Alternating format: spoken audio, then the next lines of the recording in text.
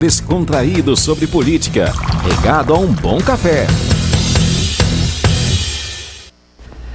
Muito bom dia para você, Laís. Bom dia, Rodrigo. Bom dia ao ouvinte do Jornal da Cidade, que está esperando as notícias da política. Mais uma terça-feira bastante movimentada lá, principalmente em Brasília.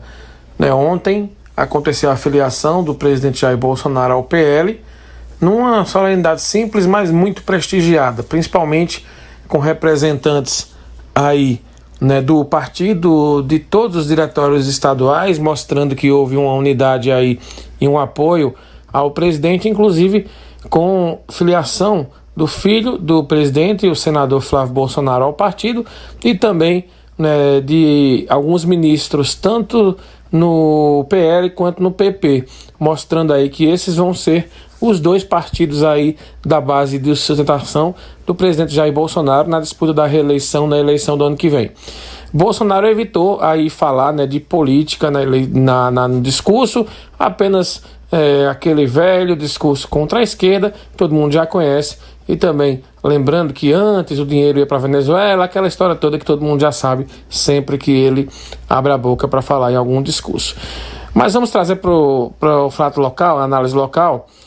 O presidente do PL em Pernambuco, o prefeito de Jaboatão dos Guararapes e pré-candidato ao governo, ao Senado, aqui no ano que vem, foi lá, o Anderson Ferreira, e prestigiou a posse do presidente, e não apenas isso, declarou apoio aí à reeleição do presidente Jair Bolsonaro. E isso mexe muito aqui com a política de Pernambuco, porque o ex-governador João Lira, que é pai da prefeita Raquel, disse em algumas entrevistas aqui no estado, que se Anderson ficasse realmente aí com Bolsonaro, dificilmente essa aliança dele com Raquel vingaria, porque João Lira não quer, e a cúpula do PSDB não querem também, eles não querem aí essa união entre Raquel e Anderson, e aí com o aval do presidente Jair Bolsonaro. Raquel não quer atrelar a imagem dela a Bolsonaro. Isso é um problema para Raquel, porque ela contava com Anderson aí numa chapa, ela encabeçando para governadora e o Anderson sendo candidato ao Senado, provavelmente com a Priscila Krause sendo a vice. Com essa história e essa tendência de Raquel não querer atrelar a imagem a Bolsonaro, complica muito os planos dela, embora eu ontem conversei com o vice-presidente do PSDB aqui em Caruaru, Rubem Júnior, que faz parte do núcleo duro do PSDB e também da cúpula estadual. Ele disse que ainda era cedo para se debater esse tipo de cenário, mas que iriam ter tempo para avaliar o que Raquel iria fazer com essa história. Caso essa história não vingue mais, então provavelmente existe uma grande tendência de uma aliança entre os prefeitos de Jaboatão, Anderson Ferreira, e também o Miguel Coelho de Petrolina. E aí Miguel seria o candidato ao governo e o Anderson ao Senado. E aí Raquel teria muito trabalho, porque ficaria apenas com o PSDB na chapa e o Cidadania Daniel Coelho. Então ela teria dificuldades aí para montar uma chapa competitiva, digamos assim, já que Anderson Ferreira tem um potencial de votos muito grande, aí principalmente junto ao eleitorado evangélico na região metropolitana do Recife.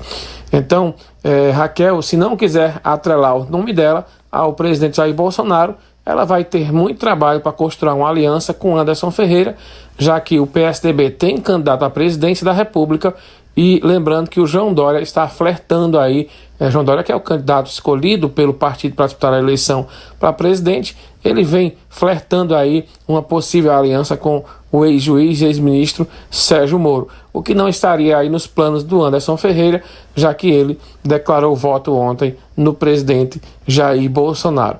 Claro que ainda é cedo para qualquer tipo de especulação, mas uma coisa é certa, essa declaração, essa confirmação aí do Anderson Ferreira para apoiar o presidente Jair Bolsonaro caiu como uma ducha de água fria aqui nos tucanos de Caruaru, que não contavam com essa história. Laís Rodrigo, falando um pouco ontem da sessão na Câmara Municipal aqui de Caruaru, daqui a pouco inclusive vai ter uma reportagem sobre isso aqui no jornal, né? Mas uma sessão muito polêmica e, na minha opinião, com dois fatores, né? O Galego de Lages conseguiu limpar a barra dele com relação aos movimentos sociais que estavam na Câmara. Ele chegou a ser vaiado, mas a explicação dele, houve inclusive uma parte da vereadora Perpétua, e acredito que o pessoal entendeu o Galego e ele conseguiu limpar a barra dele. Agora o vereador Val Lima, na minha opinião, ele foi tentar justificar o discurso dele e só piorou a situação, porque Val usou expressões muito complicadas para se usar hoje em dia, foi bastante vaiado e chamado de racista pelos que estavam presentes. Laís e Rodrigo, a gente volta a se encontrar amanhã aqui no Jornal da Cidade com mais notícias sobre a política local, estadual e nacional. Uma excelente quarta-feira para vocês e até lá.